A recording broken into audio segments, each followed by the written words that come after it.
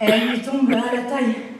Et je lui fais 2 jolies nattes comme l'actrice américaine Jenna Ortega, en disposant 3 mèches de part et d'autre de ses épaules.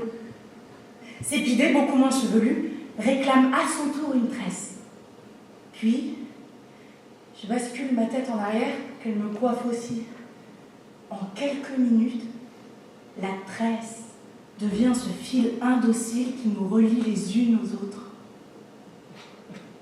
J'ai lu quelque part qu'il y a très longtemps, les femmes s'échangeaient des mèches de cheveux en guise d'amitié. Petite, maman me parlait souvent de la légendaire Chehel Bissou, la femme aux 40 chevelures.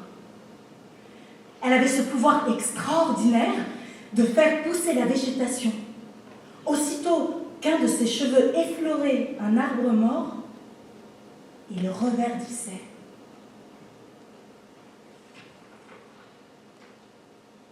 Pas surprenant que les mollahs veuillent nous couvrir la tête. Ils craignent le pouvoir de nos cheveux.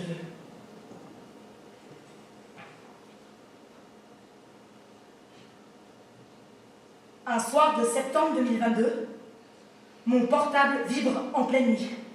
Tu dors? C'est un texto de Misha, ma copine virtuelle coréenne. Oui. Appelle-moi, vite! J'appuie sur son nom, elle décroche sur le champ. Une Iranienne est dans le coma. Putain, c'est horrible. Regarde sur Insta. On dit que sa tête a été fracassée par la police des mœurs. J'ouvre ma page.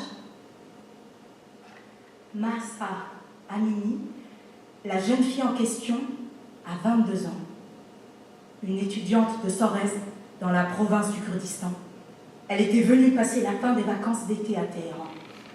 Arrêtée en pleine rue pour un voile mal porté. Je surfe de site en site, de page en page, jusqu'à tomber sur une photo.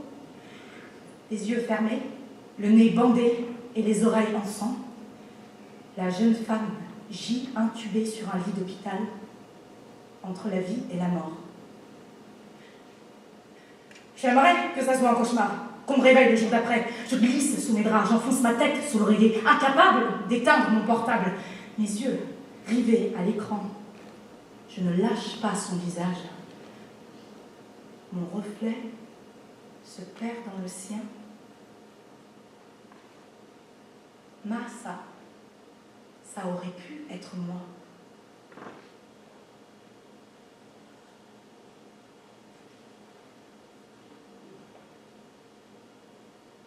Un soir de pleine lune, Leïla m'appelle aux environs de minuit. La veille, elle a passé la soirée au poste pour avoir défilé tête nue dans la rue. Ils m'ont allongé sur un lit, ils m'ont attaché les mains, puis ils m'ont fouetté les épaules, le dos, les hanches, les fesses, les cuisses, les mollets. Ça a duré une demi-heure. À un moment donné, j'ai décidé d'arrêter de compter les coups et de chuchoter au nom de la femme, au nom de la liberté. Tirée d'affaire, mais sacrément balafrée, elle est plus que jamais remontée. Bien décidée à teinter les murs de la ville aux couleurs de son insoumission. Tu m'accompagnes? Je pense d'abord non, mais je dis oui. Chez moi, tout le monde dort. Si je m'absente 2 ou 3 heures, ce sera ni vu ni connu. J'enfile mon manteau et quitte l'appartement sur la pointe des pieds. Leïla est en bas de chez moi. Ses yeux frondeurs brillent dans l'obscurité. Dans son sac, elle a tout prévu. Spray peinture pour les graffitis, bouteille d'eau et tenue de rechange si nous sommes repérés. On choisit la façade d'un immeuble voisin à proximité d'une caserne de miliciens. Un mur bien blanc, bien lisse, pas trop exposé mais pas trop excentré non plus. Elle prend la bombe verte pour au nom de la femme. Moi, la rouge pour au nom de la liberté, avec un peu de blanc pour le slogan #Mahsa Amini. On aura toutes les couleurs du drapeau iranien réunies. Je m'y mets en regardant comment elle fait. Mes mains tremblent malgré moi. J'essaye de me concentrer sur chaque lettre, de ne pas laisser transparaître mon inquiétude. Je n'ai jamais peint sur la voie publique, et je trouve ça à la fois dément et flippant. Cette calligraphie interdite qui surgit en pleine nuit. Le mur rougit et verdit progressivement sous nos doigts. Il prend la couleur de nos pensées. C'est presque comme s'il rigolait. Toutes ces années, nous sommes restées muettes, handicapées du silence, blessées à l'intérieur, crâneuses à l'extérieur. À présent, toute notre vulnérabilité s'évapore sous la peau de nos mots. Nous assumons tout d'un bloc, nos forces, nos faiblesses, notre détermination et notre insoumission. Le résultat est d'enfer. On prend quelques photos, on pose avec et sans foulard. Les gars se marrent. T'as vu ta tronche? Je me penche sur l'écran de mon portable. Mon visage est plein d'éclaboussures de peinture mélangées à mes boutons d'acné. Bouge pas, je vais te retirer ça. Elle sort sa bouteille d'eau et humidifie les manches de son pull qu'elle passe sur mes tempes, mes joues, mon menton, puis mon cou. Ses doigts font de petits mouvements circulaires. Ah, ça chatouille au niveau des taches persistantes. C'est une douce insistance, une caresse imprévue. Ses mains, maintenant, s'arrêtent pour former deux petits rideaux de part et d'autre de nos deux visages. Nous sommes face à face, l'une pour l'autre dans l'obscurité. Rien que nous deux. On se regarde, on ne se quitte plus des yeux. Elle a ce regard miroir, ce souffle, pareil au mien, ses lèvres, mes lèvres. Sa bouche, soudain, dévore la mienne. Vertige d'un soir volé aux voleurs de liberté. C'est dingue et spontané. Pas Jess, murmure-t-elle. Pas Jess, toi-même.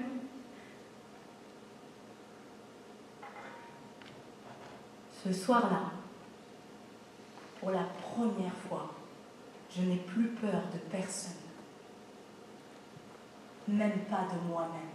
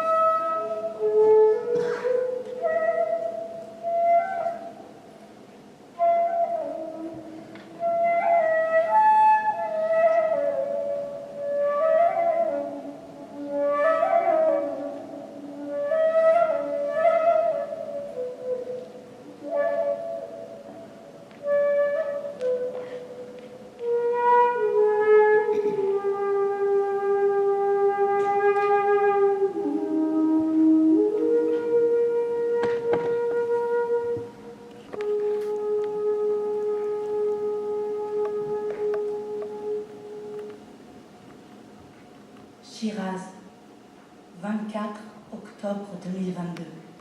T'entends leurs cris? Tu les entends t'applaudir alors que t'as encore rien fait? Froussarde, t'es même pas capable de grimper sur la benne. Autour de toi, les cris résonnent. Bolo Dortaram, vas-y ma fille.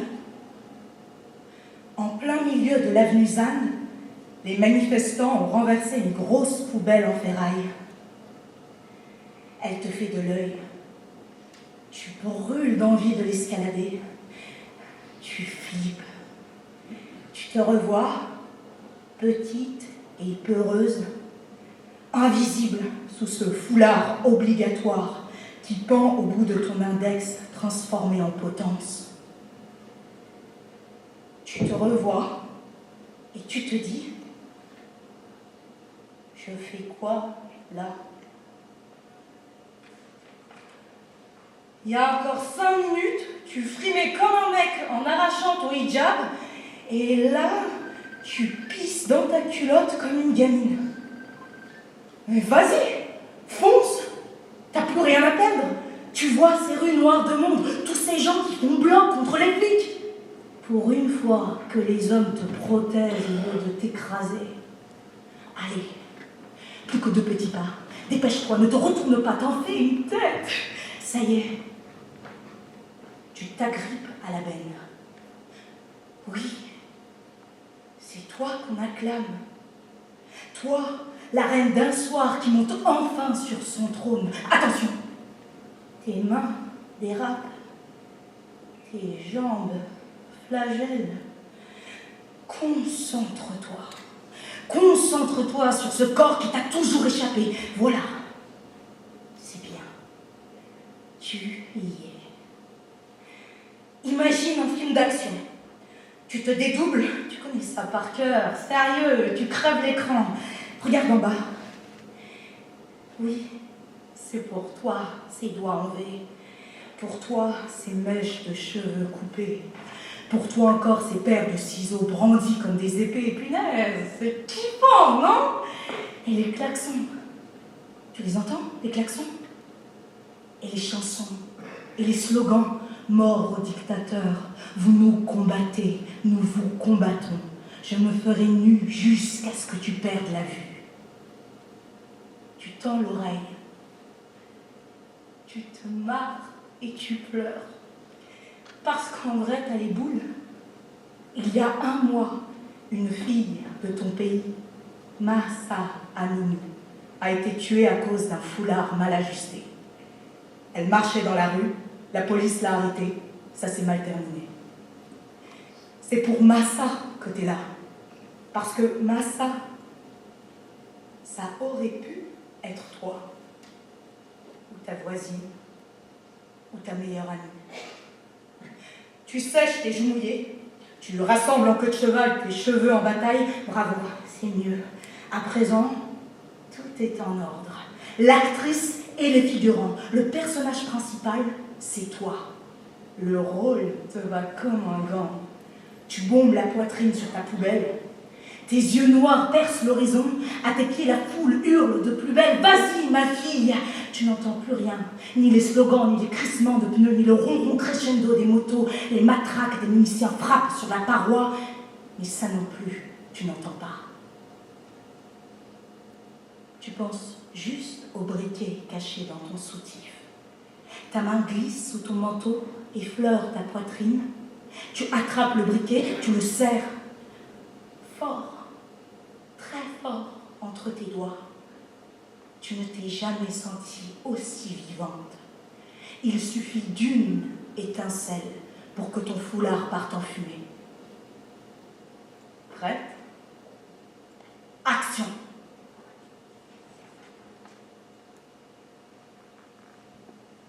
J'ai 16 ans. Aucun cri ne sort de ma bouche. Je me parle à moi-même depuis ce corps qui ne m'a jamais appartenu. J'ai 16 ans. Je pèse 47 kilos et je mesure 1,59 m. Je les entends hurler « Vas-y, ma fille !» Et je repense au premier cri. Dieu, c'est une fille. Ce cri d'avant ma naissance, le cri fondateur, originel, celui des hommes de ma famille agglutinés au-dessus du ventre de maman. Je les imagine, mon père, mon grand-père, ses frères, et ses cousins, les yeux scotchés sur l'écran affichant mon fœtus en 3D. L'obstétricienne bafouille. Désolé. Et eux, ils sont ahuris comme si la bombe atomique venait de s'écraser sur Shiraz. C'est mon père qui avait insisté pour l'échographie. Il voulait s'économiser le papier peint bleu sur le mur de ma future chambre et le joli berceau en osier en cas d'erreur, comme il m'a longtemps appelé. J'ai 16 ans et je rembobine tout en accéléré. Les jurons, les lamentations, la porte qui claque, ce mot « désolé », comme un disque rayé. Maman m'a tellement raconté la scène qu'il me semble avoir vécu en pleine conscience. Dans le ventre maternel, le liquide amniotique fait caisse de résonance.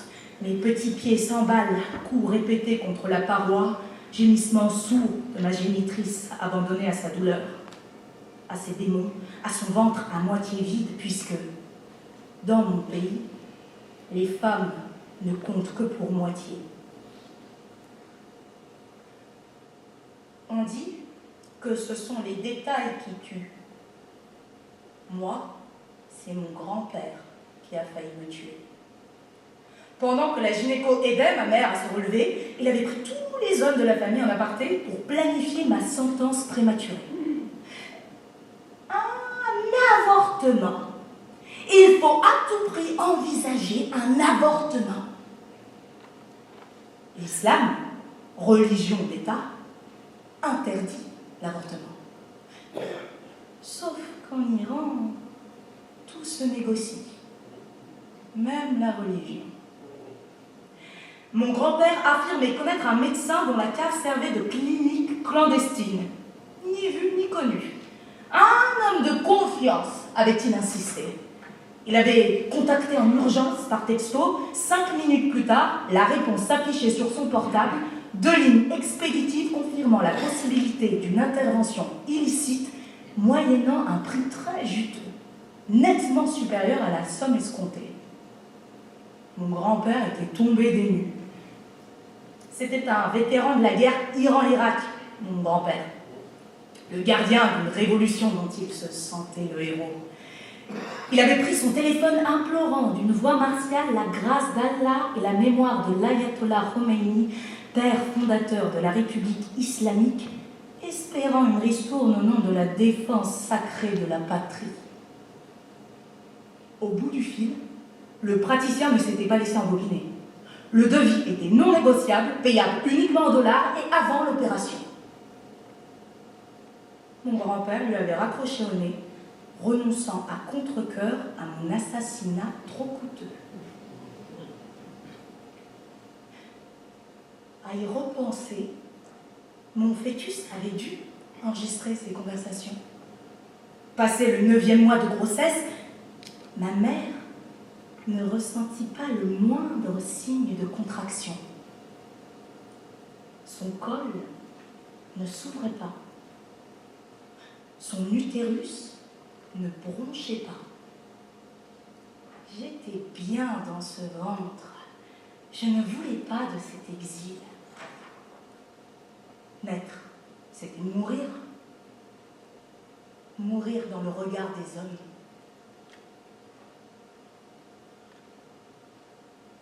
J'ai 16 ans.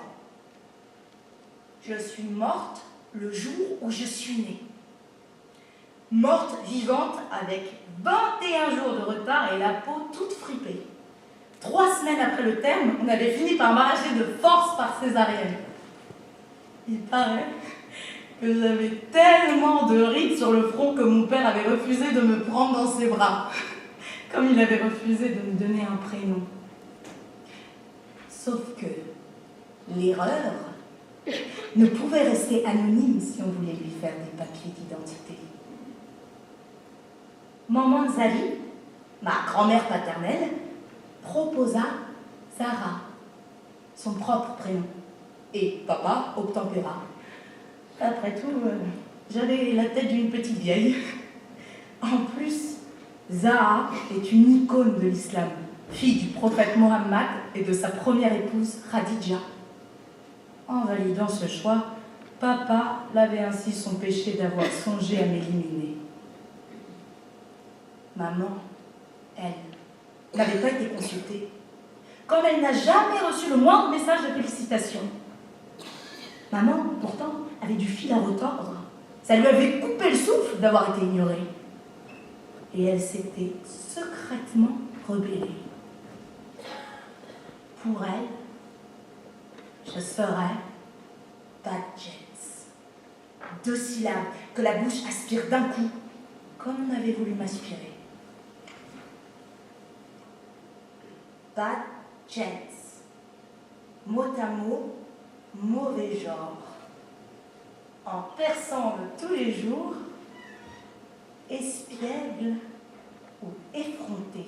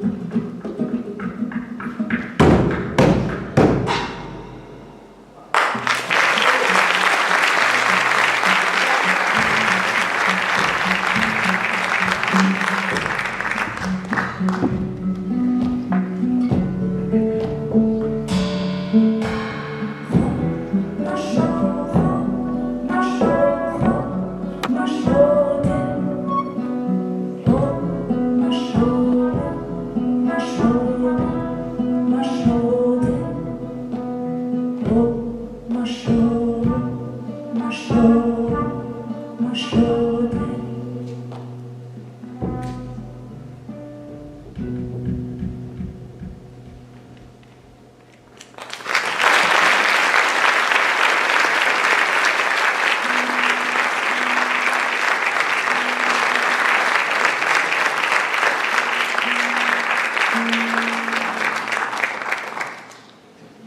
tôt, dans la vie, je me suis construite dans cet oubli. J'ai appris à me dédoubler pour exister. Je suis moi, je suis toi. Zara et Badgens à la fois. À deux, on se sent mieux. On s'additionne pour corriger la soustraction. J'ai 11 ans quand on part en voyage scolaire à Khorramshahr. Dans le car, le mollah qui nous accompagne nous gave de récits sur la bravoure des héros de la guerre Iran-Irak. Il nous raconte les garçons de 16 ans suppliant leurs aînés de les prendre avec eux, les vierges promises en mariage aux soldats dans l'au-delà. Il a cette façon trop chelou de s'adresser à nous sans nous regarder. C'est comme s'il parlait à un mur.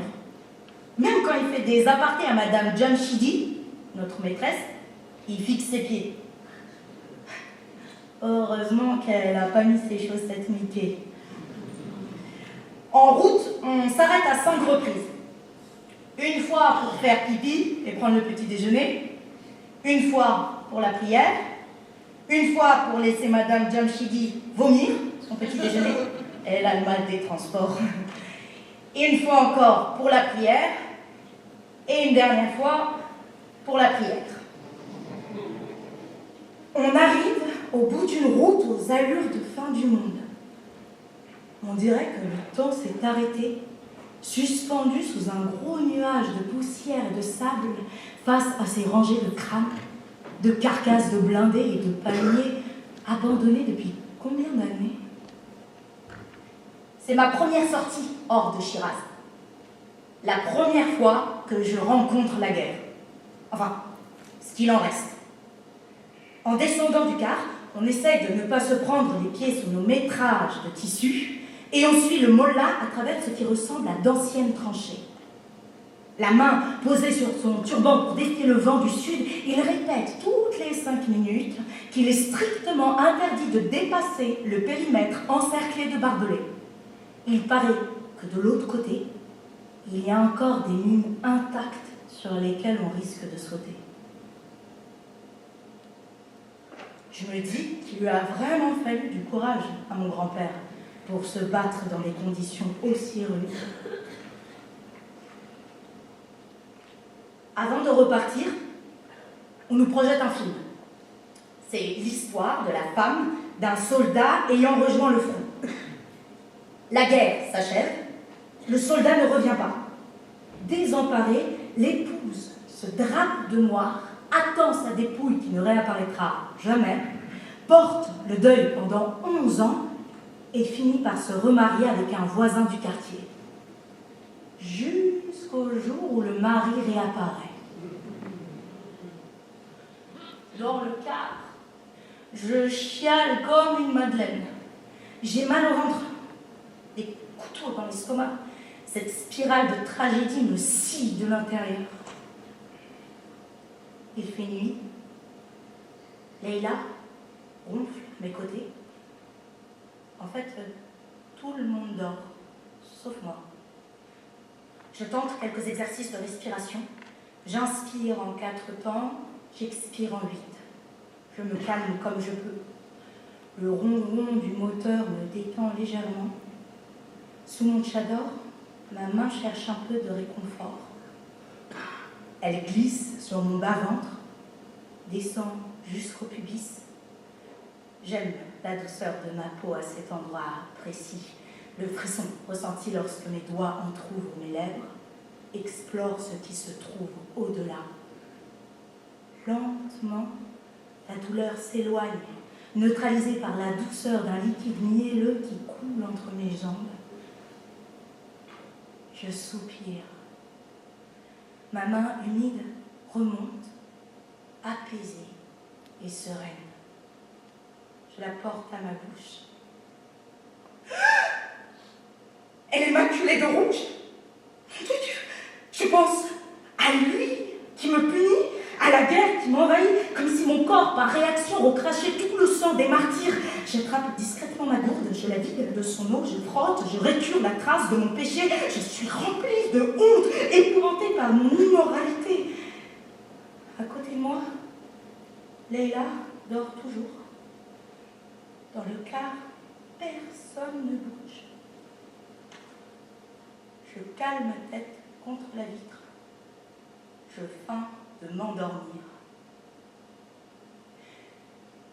À la maison, le lendemain matin, maman tombe sur ma culotte ensanglantée dans le bac à linge sale. Elle me la met sous le nez, je baisse les yeux, dépitée. T'en fais une tête, rigole-t-elle. Puis elle me serre tout émue dans ses bras. Je sens son cœur battre contre le mien. Je comprends pas sa réaction. Félicitations, Joanna, ma chérie, tu as tes règles. Tu es une femme maintenant. À quoi bon? Je ne veux pas être une femme. À la préadolescence, je me crée un nouveau personnage, plus courageux que moi. Je rejette tout en bloc, la propagande de ma grand-mère, la religion, ma féminité. Avec ma copine Leila, on va traîner à la sortie du stade interdit d'accès aux femmes quand il y a match de foot. Amir, son grand frère, fait office de chaperon. En vrai, il nous laisse faire ce qu'on veut et parfois même, c'est devenu un jeu. On se déguise en garçon pour duper les gardiens de la ségrégation. Quand Leila rentre ses cheveux sous un bonnet, je me les rase carrément. Quand elle enfile une chemise XL, je mets un jean cargo. Je porte une casquette, des baskets sans lacets. Je plate du sparadrap sur ma poitrine pour cacher mes seins naissants. Je me travestis pour contourner les interdits. Je me cherche, je provoque, je transgresse la frontière des apparences avant qu'elle ne m'enferme entièrement.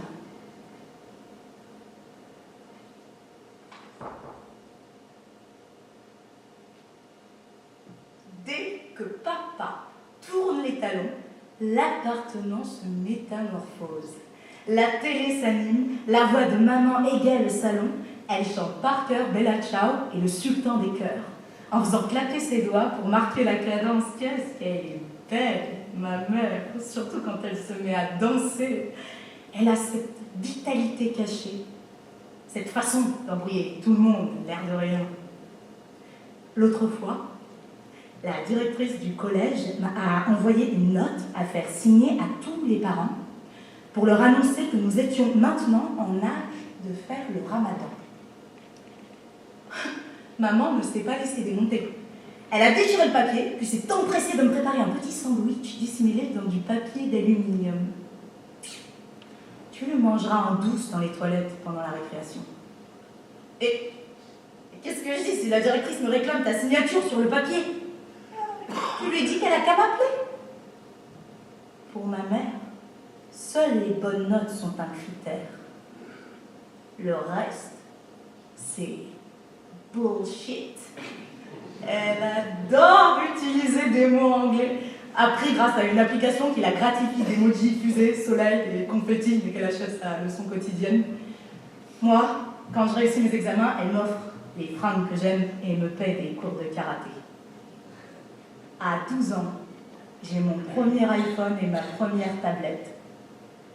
Pendant des mois, elle a fait des heures sup pour me les payer.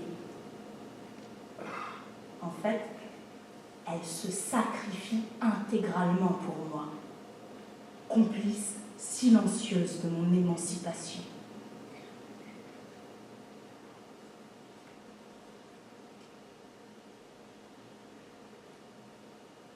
De retour à Shiraz, j'appelle Leila et les copines pour une soirée entre filles. La porte à peine fermée, les manteaux et les écharpes tombent sur le meuble de l'entrée. En l'absence de papa, sorti dîner chez ma tante, je déballe tout l'attirail sur le lit de ma chambre. Vert, lion, flashy, fard à paupières pailletées, fausse, en mascara argenté, blush rose. Leïla me provoque en voyant que je me suis rasé les poils des bras. Alors, il est comment ton nouveau boyfriend? Je lui jette un regard noir. Oh, ça va, mademoiselle Intello. On peut bien rigoler un peu, non? Avec Leïla, on se chamaille comme des sœurs. Leïla, c'est vraiment ma BFF. Best friend forever, selon l'application emoji de ma mère.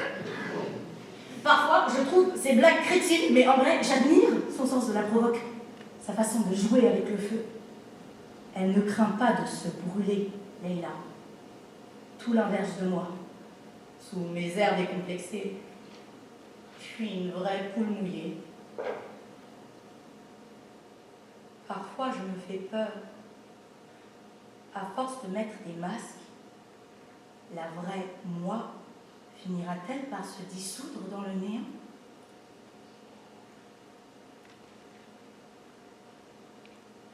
J'allume mes enceintes pour changer de sujet. Cépidée, la pin-up de la bande, propose sa playlist. Elle vit. Vous avez entendu le dernier tube de Rez? Ça déchire grave. Elle attrape son portable et nous passe la chanson Faramouchi, oubliée, qu'elle a téléchargée sur Deezer.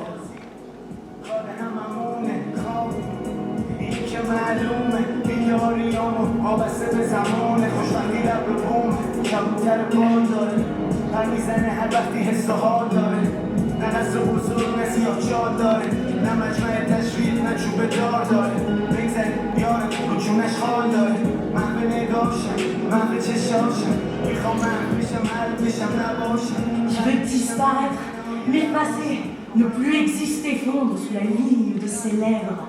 Mes oreilles captent plus, mon cœur palpite, ma cervelle s'excite. Une voix me dit, allez, bouge-toi. Aujourd'hui, je fais de mon mieux. Demain, j'oublie tout.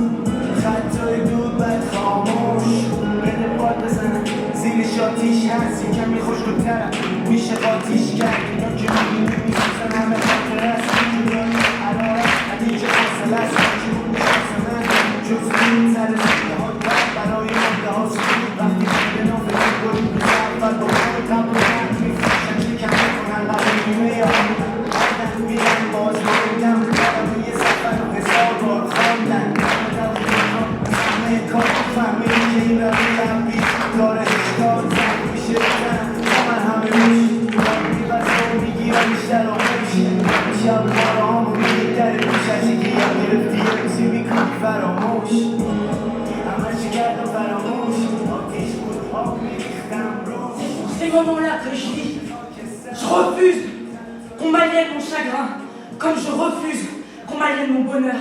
Les deux m'appartiennent, je veux les assumer, le reste, je m'en tape et je plonge, tête la première, j'embrasse la musique et l'instant présent.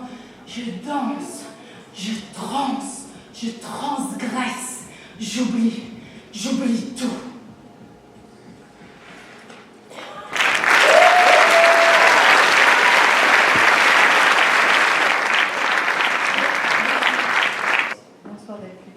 Bonsoir. Voilà, je suis très heureuse de t'accueillir, de vous accueillir ici au Théâtre de la Concorde après cette lecture sublime d'Alice Raimi que je vous en parle.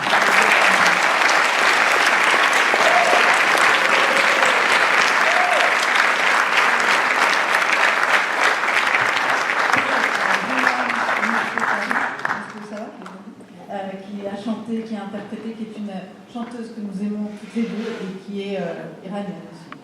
Oui, originaire de la province du Sistan-Baloutchistan. Merci beaucoup.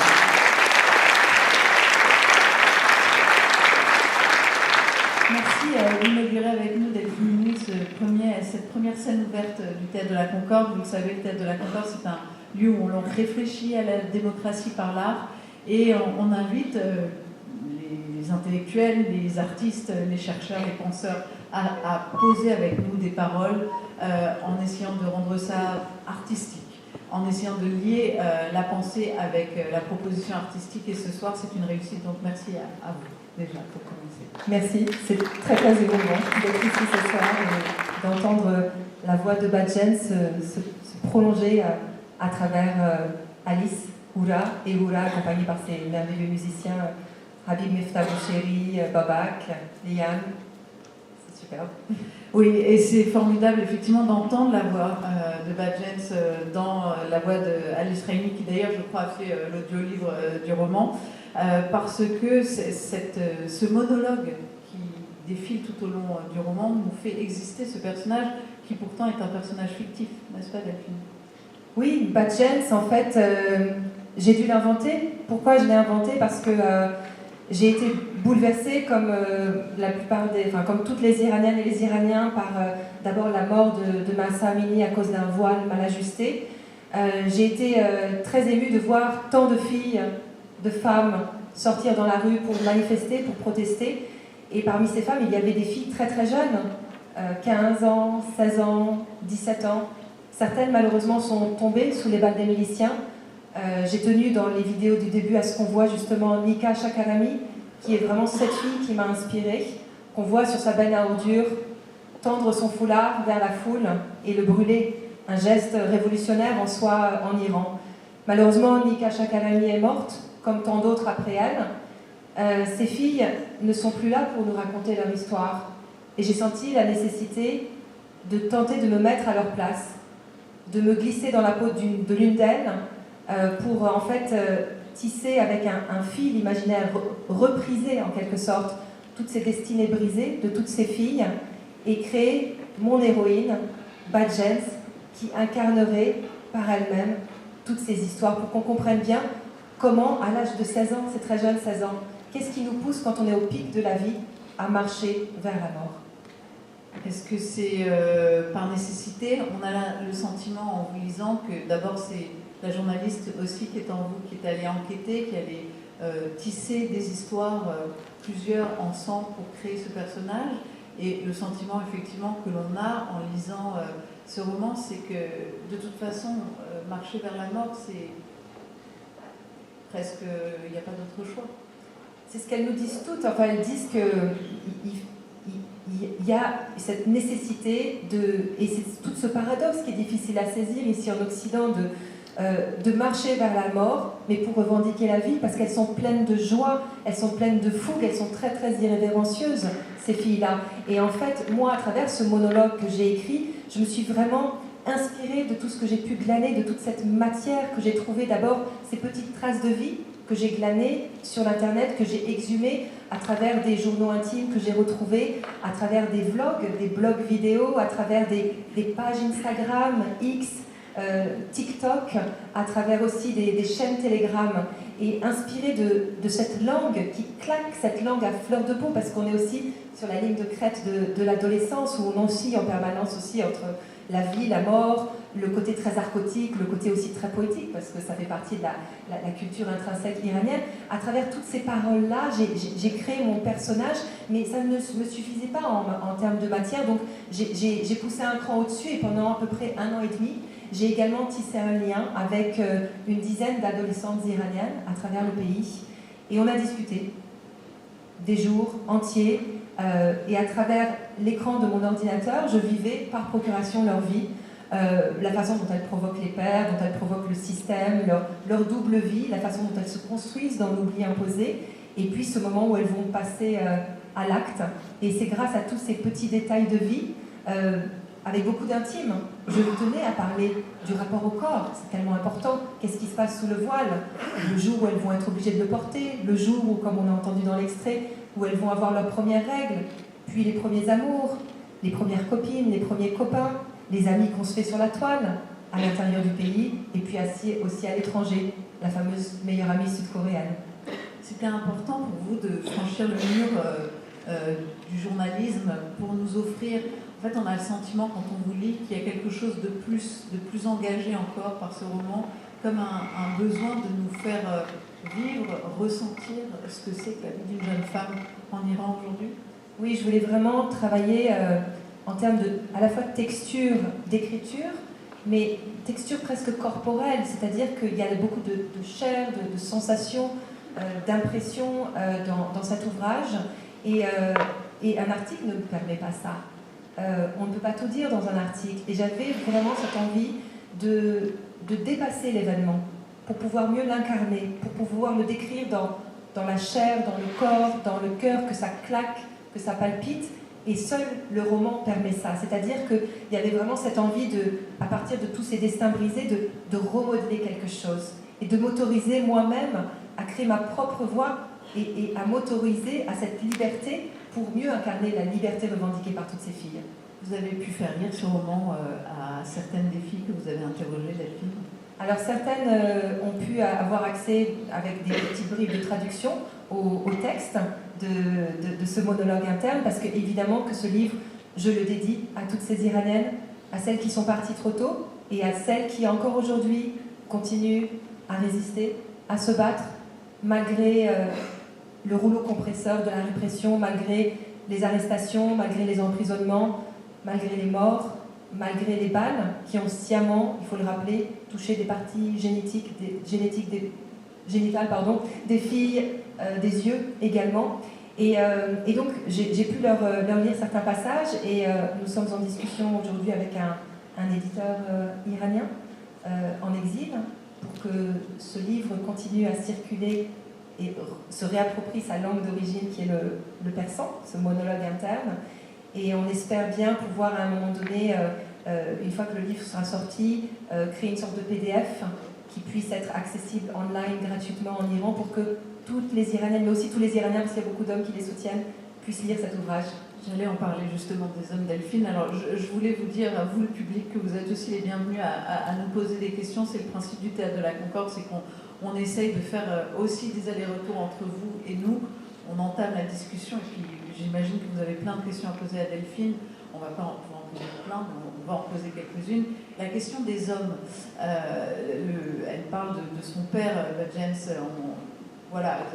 On sent le rapport difficile à ce père qui lui-même a un rapport complètement compliqué à cette fille. Est-ce que depuis les soulèvements Femmes, Vie, Liberté, le rapport des hommes aux femmes a changé? Est-ce que ce mouvement a généré, cette revendication a permis de faire bouger un peu les lignes?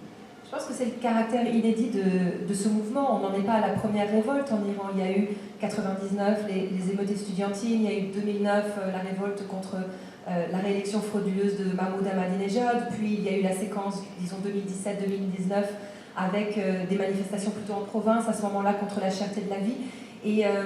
Et mon sentiment, c'est qu'avec ce mouvement Zan, Zendegi, Azadi, Femmes, Vie, Liberté, c'est parti de la condition des femmes, mais ça s'est élargi. C'est tout l'Iran qui s'est réveillé, le nord, le sud, différentes générations, différentes ethnies, les Kurdes, les Baloutches, différentes minorités aussi, y compris religieuses.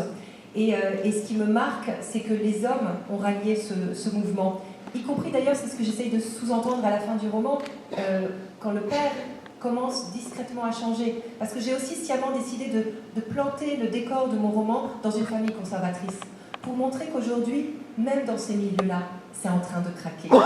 Et l'émancipation vient de ces zones-là aussi, qu'on pensait acquises complètement au régime. Et ce qui me bouleverse, c'est que quand je continue à parler au téléphone avec mes amis, mes copines en Iran, dont certaines continuent, évidemment, par exemple à Téhéran, il y a plus de la moitié des Iraniennes dans certains quartiers qui ne portent plus le voile, qui sortent prendre le métro dévoilé, qui vont travailler tête nue, qui s'asseyent aux terrasses des cafés sans hijab.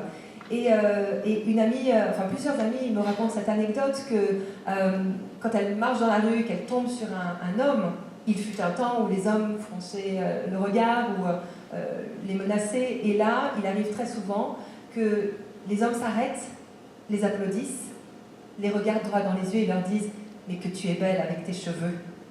Et je pense que la révolution, elle est là aussi, c'est-à-dire que si elle n'a pas abouti pleinement, elle est là, inscrite dans les mentalités, et pas seulement chez les femmes, aussi chez de nombreux hommes qui les soutiennent, qui klaxonnent, par exemple, même au pic des manifestations, au moment où les miliciens s'attaquaient aux femmes, les molestaient, les hommes venaient pour faire bouclier, pour les protéger. Et ça, c'est très très fort. Merci Delphine. Merci.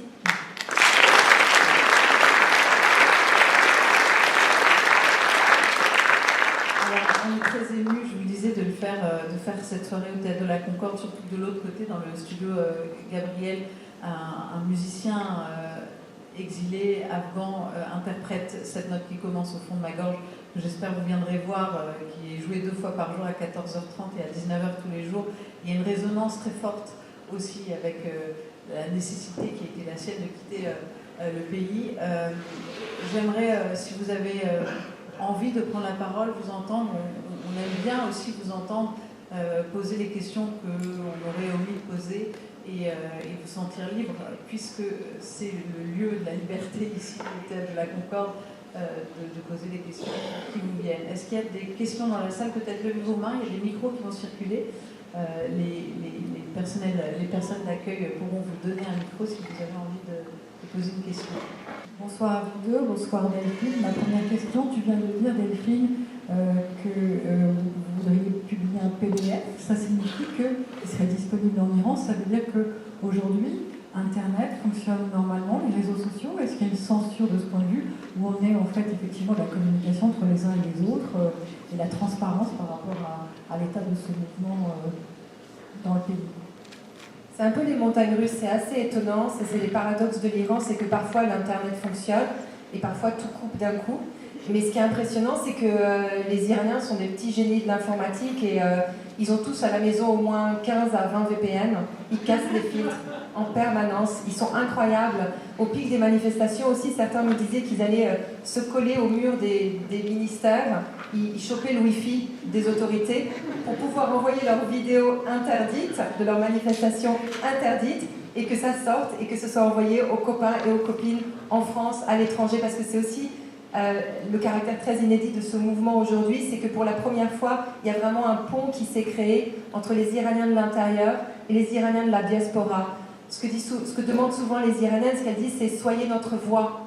Et elles ont des milliers de petites voix comme ça, à l'extérieur du pays, qui ont relié et qui continuent à relier leurs vidéos, leurs remarques, qui continuent aussi à diffuser, et ça c'est tellement exemplaire, les lettres rédigées depuis les confins de la prison d'Evin dans le quartier des femmes, notamment par Narges Mohammadi, la prix Nobel de la paix.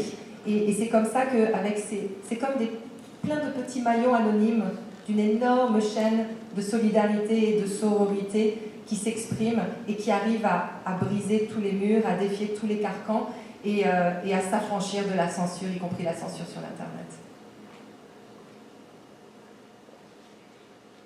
Je vous regarde, si vous avez d'autres questions, n'hésitez pas à lever la main. J'ai été très impressionnée par le personnage de la mère. Et j'aimerais savoir, puisque vous indiquez avoir eu beaucoup de rapports avec des jeunes filles, qui vous a inspiré ce personnage de la mère qui a une liberté intérieure et un amour profond et qui en même temps se range apparemment aux règles qui lui sont imposées. Est-ce que vous pouvez nous en dire plus sur la maman ? Alors la mère, ironiquement, ça a été le personnage le plus facile à tisser parce que la mère, ça pourrait être moi, ça pourrait être mes copines iraniennes, c'est ma génération.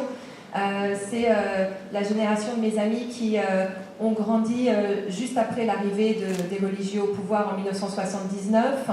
C'est la génération, entre guillemets, sacrifiée qui a vécu la guerre Iran-Irak, 8 ans, de 80 à 88. C'est la génération qui a cru aux réformes de l'intérieur. C'est la génération qui a voté pour Mohammad Khatami en 1997, qui plus tard a déchanté. Mais c'est une génération qui est vraiment éprise de liberté, mais qui n'a jamais osé aller au-delà de cet espoir. C'est une génération qui a été réprimée en 2009, quand il y a eu les grandes manifestations. Et en fait, donc cette maman que m'ont inspiré toutes ses amies, c'est aussi la maman de pas mal de filles, d'ados avec qui j'ai parlé, parce que quand j'ai tissé ce lien avec toutes ces ados, j'avais besoin de plus de matière, j'avais besoin d'avoir des mots, j'avais besoin d'avoir du contexte. Et donc souvent je demandais aux filles, est-ce que tu peux dire à ta mère de me parler? Alors au début c'était hors de question évidemment parce que j'étais devenue comme une espèce de grande confidente. Il était hors de question parce qu'elles avaient peur que je brise certains secrets, surtout leurs histoires d'amour évidemment. Et au final j'ai réussi aussi à parler à certaines mères. Et ce qui m'a beaucoup marqué, ce qui m'a permis de mieux comprendre cette génération d'aujourd'hui, littéralement la génération Z, on parle des petites filles de la révolution islamique. J'ai pu comprendre dans cette nouvelle génération ce qui la distingue de la génération d'avant, c'est justement ce côté très schizophrénique entre une culture où elles ont été très biberonnées par la propagande islamique, mais comme elles ont accès aux réseaux sociaux dont on parlait tout à l'heure, on peut pas leur mentir. Elles ne sont pas dupes, elles savent comment on vit à Los Angeles, elles savent comment on vit en Éthiopie, elles savent comment on vit en Corée du Sud. Et cette liberté, quelque part, qu'elles défendent, c'est aussi parce que leur maman, justement, la génération d'avant, comme la mère de Badjens, leur a transmise en catimini, par petites touches homéopathiques, comme on l'entendait tout à l'heure dans un extrait du monologue, par des petits cadeaux, des cours de karaté qui sont offerts. C'est pas anodin un cours de karaté, c'est pour dire à sa fille d'apprendre à se défendre. Par des cadeaux à travers des tablettes, à travers des téléphones portables. À un moment donné, alors évidemment, on a choisi certains extraits de ce roman parce qu'on ne pouvait pas tout mettre sur scène, mais il y a un passage que j'aime beaucoup dans mon texte, c'est justement quand la mère demande à sa fille « Mais quel est ton rêve ?» Et Badjens dit qu'elle rêve de devenir tatoueuse professionnelle. Alors sa mère va aller vendre tous ses bijoux en or et va lui acheter un petit kit pour qu'elle fasse des tatouages en catimini dans sa chambre à coucher. Et donc mère et fille sont très complices, guettent les départs et les retours du papa, et pendant qu'il n'est pas là, il y a tous les copains et les copines qui défilent dans la chambre et on fait des tatouages et on réécrit la vie sur le corps, sur la chair, une aile d'oiseau parce que ça symbolise la liberté, le slogan Zan Zan Liga Zadi, et là justement c'est la révolte qui peut-être est réprimée à l'extérieur, mais qui va continuer à survivre, à résister sur la peau, parce que là, c'est indélébile. Et c'est beau cette résistance d'ailleurs, résistance et intimité, elle le dit, elle a l'impression d'être au cœur des récits de chacun, exactement comme vous en fait, avec les récits que vous avez recueillis, c'est-à-dire qu'on sent qu'il y a cette intimité qui se tisse par le secret, par le silence, par ces moments où ils se réunissent en dehors du reste de la société. Oui, et puis je ne pouvais pas écrire ce texte et rendre hommage aux Iraniennes sans aussi effleurer ce rapport très charnel, très sensuel à la poésie. Parce que quelque part, ces petits mots qui vont émerger sur la peau, tout comme ces graffitis muraux, tout comme ces hashtags sur l'Internet, pour moi, c'est la poésie de la nouvelle génération iranienne. Parce que Badjens, finalement, c'est l'héritière de toutes ces grandes poétesses de la tradition iranienne. Parce qu'en Iran, poésie et résistance ne font qu'un. Et donc, je fais souvent référence à la grande Simin Bebarani, à Forugh Farrokhzad, et en exergue du livre, je cite Tahereh, qui était une grande poétesse d'origine bahaï, une minorité réprimée en Iran, qui, il y a 150 ans, avait déjà d'ailleurs eu cette audace de retirer son voile devant une assemblée d'hommes, et plus tard, elle fut exécutée. La transgression par l'art et la poésie, c'est vrai que c'est un sujet qui nous intéresse. Vous pouvez en dire quelques mots, Delphine, en attendant que quelqu'un parle. C'est une des formes la plus belle, je pense, et la plus sincère, forme de révolte iranienne.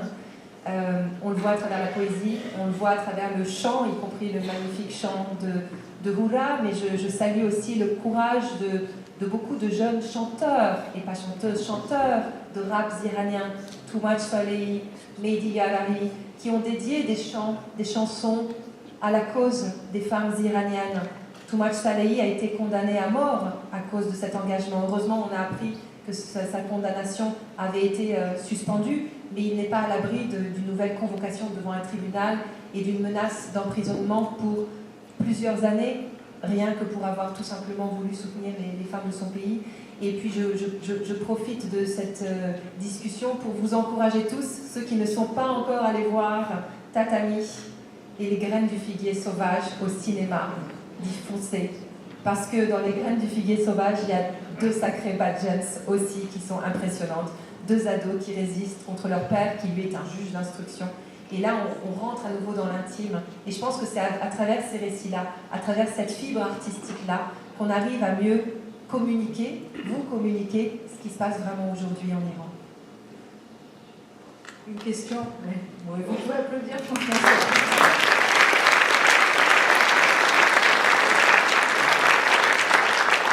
Une question encore dans le public. Il y a aussi du public en haut. Ah, là, par ici à gauche, là. Ah, ok. Il y en a une là, et puis après là-bas. Côté de la plaque, je ne sais rien. En tout cas, on a beaucoup parlé de la relation de Badjens avec sa mère. Est-ce que dans les filles que vous avez interviewées, questionnées, il y en avait certaines qui avaient une belle relation avec leur père? Est-ce que par hasard, ça peut exister dans toutes celles que vous avez interviewées? Vous n'avez pas trouvé ça? Si, évidemment que ça existe. Il y a des pères qui sont géniaux, évidemment, et même des pères que je connais, des amis qui m'épatent, parce que au-delà de ce mouvement Femmes, Vie, Liberté, il faut rappeler que on a l'impression ici que tout est né il y a 2 ans, mais ça fait tellement longtemps que Iraniens et Iraniennes résistent, se révoltent, et beaucoup d'hommes soutiennent cette cause féminine. J'ai plein d'amis, IES, dont les pères, pour justement se révolter contre la loi islamique qui dit que la femme ne vaut que la moitié d'un homme en matière d'héritage, témoignage devant un tribunal, sont allés chez le mollah avec leur fille pour lui dire « Nous, on veut refaire le contrat et on veut que notre fille hérite à hauteur égale comme les frères. » Donc il y a plein, en fait c'est pareil, il y a plein d'hommes incroyables. Mais comme je le disais tout à l'heure, un roman c'est un parti pris.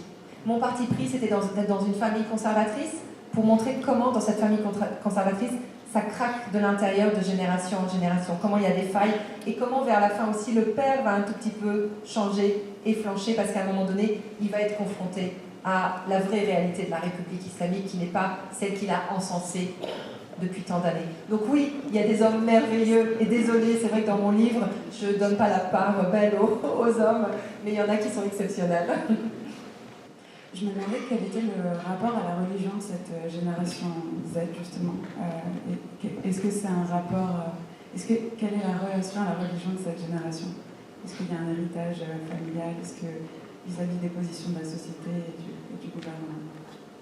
Alors, il y a un rapport à une religion politisée, instrumentalisée, qui vient directement du régime, que rejette littéralement en bloc tous les jeunes. Tout ce qu'ils nous disent, et c'est ce qui fait le propre de la génération Z, c'est qu'ils veulent faire tomber le foulard comme ils veulent faire tomber le régime, à l'inverse de la génération d'avant qui était beaucoup plus dans les compromis, dans le changement, la réforme de l'intérieur.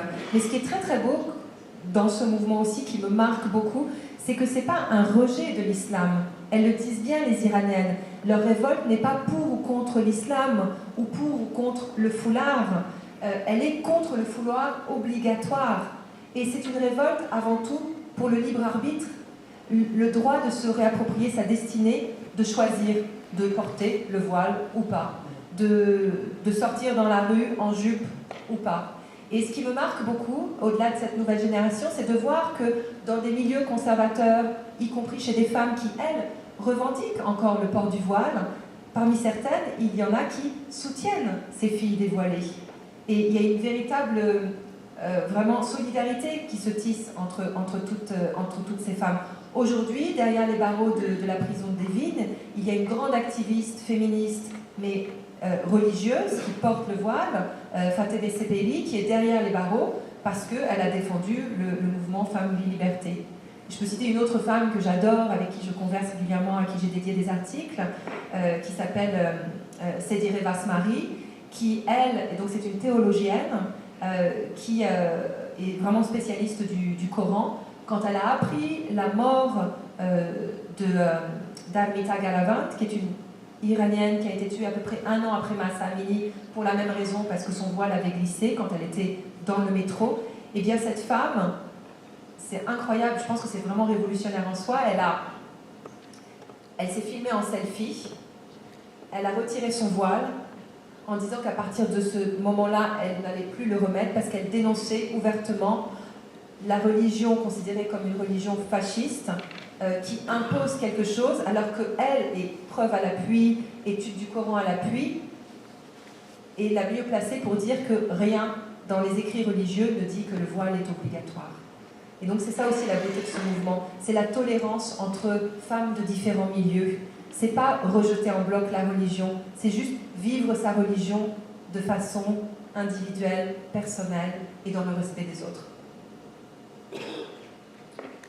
Merci Delphine Minoui. Je voulais signaler aussi que vous avez signé votre roman pour ceux qui seraient intéressés, qui ne l'auraient pas lu tout de suite en sortant de la salle Joséphine Baker. Je voudrais quand même qu'on accueille Alice Raimi et puis Houlam Shekari pour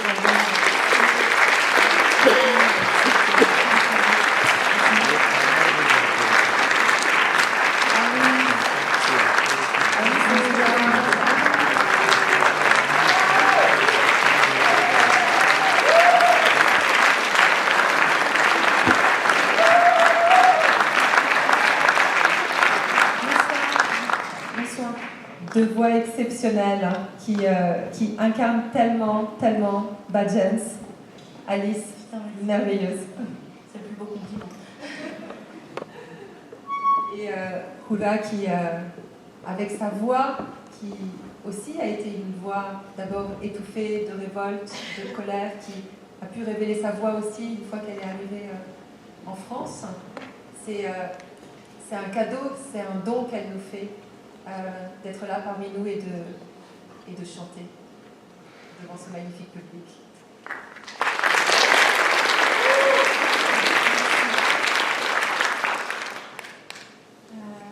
Bonsoir à tous. Je les remercie à vous pour cette soirée que vous êtes là. Quand même, ça c'est un grand soutien pour nous et pour la voix de femmes iraniennes en plus. Et je les remercie à Delphine Minoui pour cette soirée. Parce que je pense que ça m'a donné une chance pour cette soirée d'être encore existe pour mon combat qui est ma voix et ma liberté. Donc je pense que c'est toutes les choses que vous voyez cette soirée, c'est des réalités. Et moi je touche beaucoup.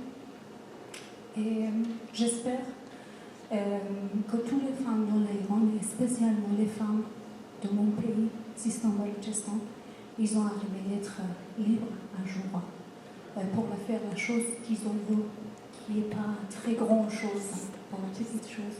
Voilà. Moi, je n'ai pas beaucoup parlé parce que je pense qu'on est plus gens quand même, mais déjà, je remercie à vous et à vous pour qui vous êtes là.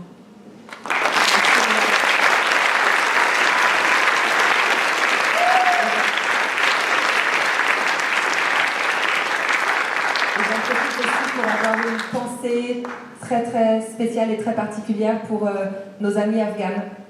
Parce que le combat des Iraniennes, c'est aussi le combat des Afghanes. On sait qu'elles sont dans une situation terrible, emprisonnées aujourd'hui, et on pense profondément à elles.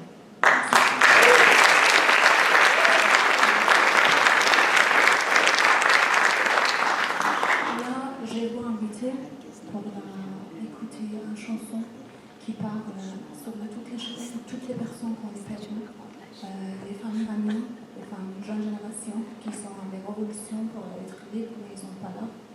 Donc on avait juste quelques photos parfois pour la regarder. Donc j'ai invité un musicien pour sur scène pour jouer pour vous cette chanson enfin.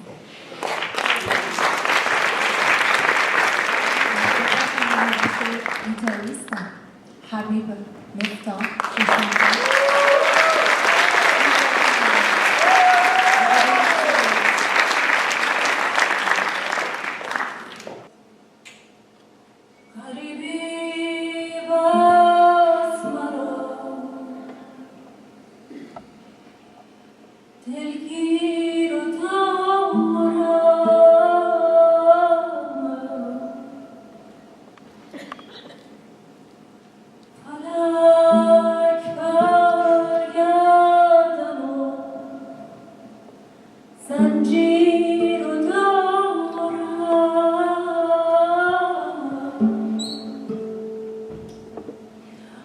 فلک از گردن و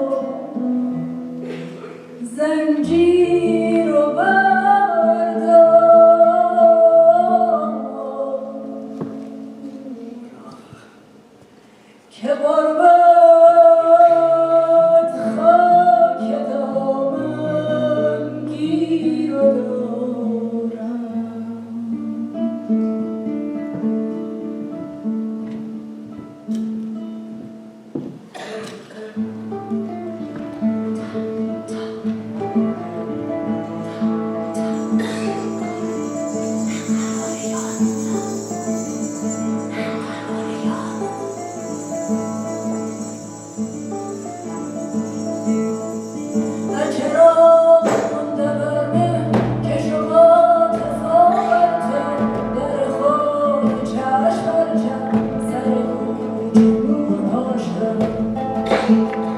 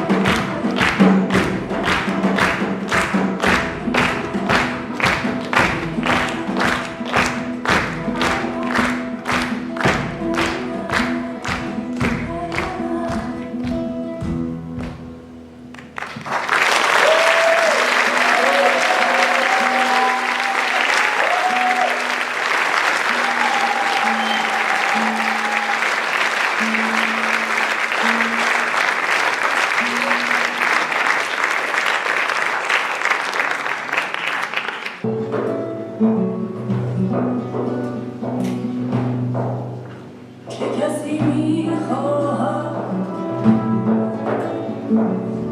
من و تو ما بشویم خانه‌اش ویران باد خانه‌اش ویران باد